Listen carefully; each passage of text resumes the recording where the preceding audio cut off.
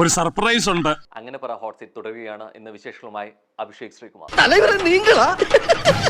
അടുത്തൊരു സെഗ്മെന്റിലോട്ട് പോവാം. ഞാൻ ഒരേ ടൈറ്റിൽ പറയും. അപ്പോൾ അത് ആരാണ് എന്താണെന്ന് കൂടി രീതിയിലേക്ക് അതിന്റെ ഒപ്പം ചേർത്ത് വെക്കണം. ഒരു വേൾഡ് വാറിന് സാധ്യത കാണുന്നു. യെസ്, സോ ആദ്യത്തെ ടൈറ്റിലോട്ട് പോട്ടെ. കഠിനാധ്വാനം. ഓക്കെ, അത് ജിൻഡോ ചേട്ടൻ. പരദൂഷണം. ഞാനിപ്പോ ഇറങ്ങിയപ്പോഴാണ് കുറെ പരദൂഷണം കണ്ടത്, ജാസ്മിൻ്റെ ഒക്കെ. സഹതാപം.